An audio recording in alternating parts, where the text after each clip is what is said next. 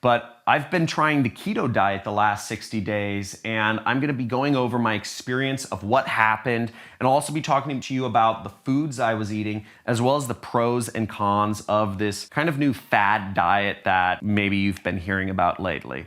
So get strapped in, get ready, let's get into it. So for the last 60 days, I tried the keto diet, and I made a big decision because I'd gained a little bit of weight last year. I don't know, some of my longtime followers may have noticed that, I started getting comments, yo, you're getting chubby, or oh, you have a little pooch. Which is kind of funny, but I just figured I was gonna try one of the more extreme diets I'd heard of, which was the keto diet. And it's a very restrictive diet if you haven't heard about it. I'm gonna go over the foods in just a second here, but I figured I'd give it a try, give it a shot, and just see what happens.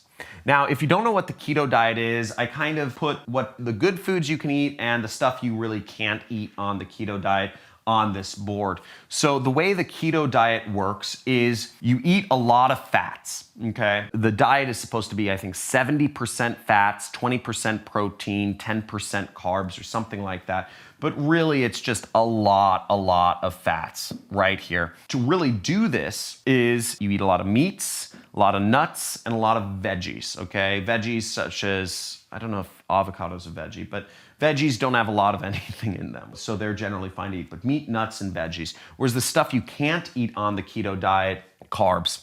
Carbs is the biggest thing. You just don't eat carbs. And carbs include breads, they include tortillas, they include pastas, they include muffins, they include croissants, they include sugars and fruits. So don't eat apples, don't eat oranges, don't eat mangoes, don't eat anything with sugar in it, M&Ms, etc. Burger buns, fries.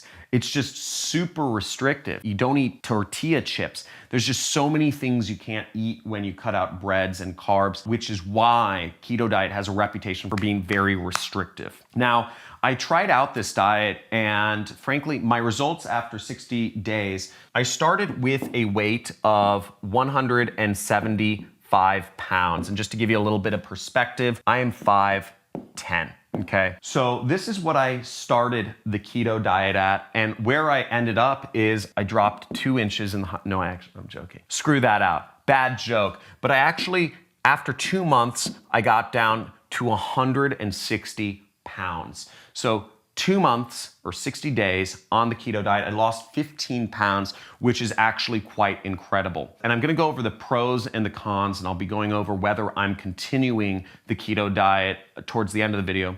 But when I started out the keto diet, what I did was I started out with just cutting out little things here and there. So I'd go get a hamburger, I'd go to Fat Burger or Five Guys, and I would cut out 1 carb. So I'd cut out fries. And that was very hard for me to cut out fries. I love fries. But I'd still eat the burger with the bun on it. And I'd do that everywhere I went. For instance, I'd go to Chipotle. I love Chipotle. Who's a fan of Chipotle? Type in Chipotle down in the comments if you love Chipotle. I'd go to Chipotle and I'd order a burrito with rice in it, right? I ate the brown rice. And I'd cut out the rice, because rice is a carb. And slowly but surely, I started cutting out things, and that was the first week. Then the second week, what I did was I cut out the tortilla. So I'd just have a burrito bowl, or I'd go to get a burger and I'd just have a burger on a bed of lettuce, what's called protein style. So I'm just having burger and lettuce leaves on top and bottom. It took me 2 weeks to really get into the diet where I was just totally cut off, and where I actually was in what's called ketosis. What being in ketosis means that your body is actually burning fats for fuel rather than burning carbs for fuel. Now, what you need to know about getting into ketosis is how the body works, how the body fuels itself for energy. So the first thing the body uses, and again, I'm no like scientist or whatever, but basically the first thing your body uses for energy is carbs, okay? So if you eat a lot of carbs, and this is what athletes do, they'll eat a ton of carbs because carbs provide a lot of energy, but they provide energy bursts, and then they also provide downs. So your body uses carbs for energy and stores the fat, stores the protein. But when you cut out carbs out of the equation, like the keto diet where you're eating barely any carbs, the keto diet, it's recommended you eat less than 40 grams of carbs per day, okay? Just to give you an idea, that's 1 soda. okay? 1 can of Coca-Cola contains 40 grams of sugars in it. So you can't even have a whole Coca-Cola.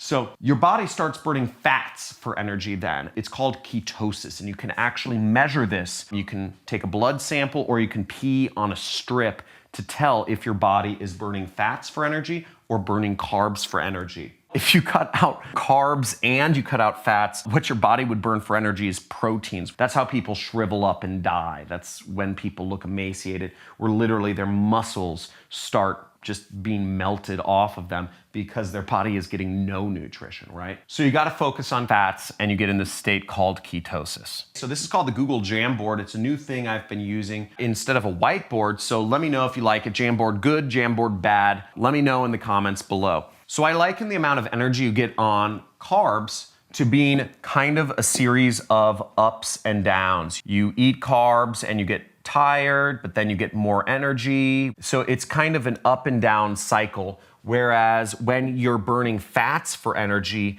it's much more of a steady kind of burn. Fats burn slower for energy in your body. And I just felt more energy throughout the day. I didn't feel like I was getting lethargic after I ate a big burger. Then I was happy. Fats, they just keep you fuller. They keep you feeling fuller. They burn slower. You don't have to eat as often throughout the day. So I really like being on fats. Now, the next thing is I'll go over the pros and cons. Now, for weight loss, it's great. Obviously, I was able to lose a lot of weight on the keto diet, which is fantastic, which is my goal of what I'm trying to do. It's also great for focus. Because of the way that fats burn and because fats are what fuels the brain, burning fats has just helped my focus, it's helped my mental energy and my overall physical energy as well because I'm going through less dips throughout the day.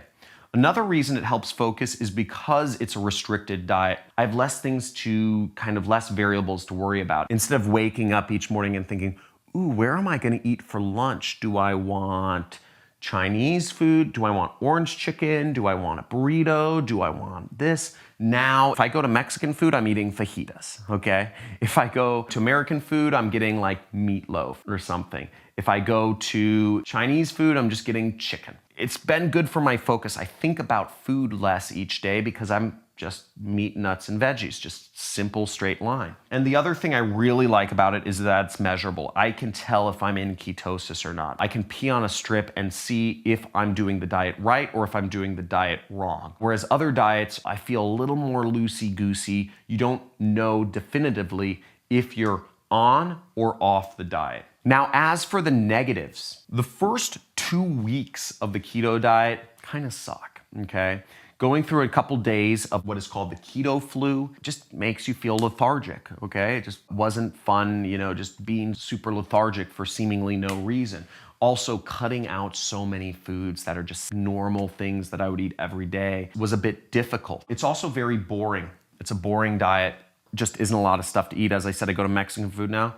It's like fajitas. That's what I eat. I eat fajitas and I eat a lot of guacamole. And it's also just so restrictive. Not being able to eat fries just kills me. Not being able to eat pizza kills me. Not being able to eat tacos kills me. Not being able to eat chips or Cheerios at night kills me inside. It's just so sad. I actually found myself one day, I bought a piece of pizza for my daughter. I was at the supermarket at Whole Foods and I was like, I'm just gonna have one bite of her pizza. That's it. That won't put me over my 40 gram a day, limit of carbs. And I just wolfed the entire thing down in a matter of seconds. It's hard to stay on.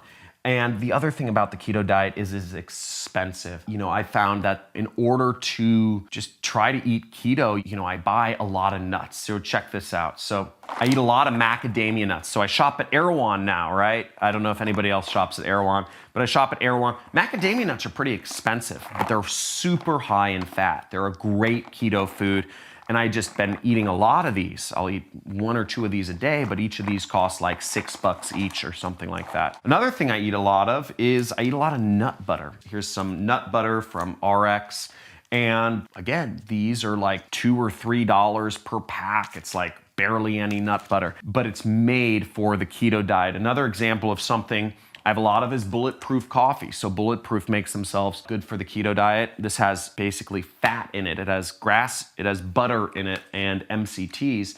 So they make this for people, you know, on the keto diet. But again, this is expensive, and to have a lot of these is expensive. So I've got a lot of keto-friendly stuff, but it's much more expensive shopping for it. Other examples of things I eat include, I eat sheep's milk yogurt, specifically plain sheep's milk yogurt. Doesn't have a lot of sugar and it's very high in fat. I'll eat that in the morning. I eat Keto Logic. I have Keto Logic shakes. I supplement my diet with BHBs, which are salts, because on the keto diet, you can get depleted of salts. You know, I take an extra salt supplement in the morning and I'll have protein shakes and I'll scoop a lot of fat in them. So another item I eat is Udo's oil. I'll make myself a protein shake, but I'll put about 60 grams of fat, so which is about 3 or 4 tablespoons of just pure omega-3s, fats in my protein shake. So I get a lot of fat and I get that nice flavor of the protein shake. Macadamia nuts, as I said, I eat fajitas, I eat burgers without the bun, I eat meatloaf, I'll eat chicken pot pie without eating the crust.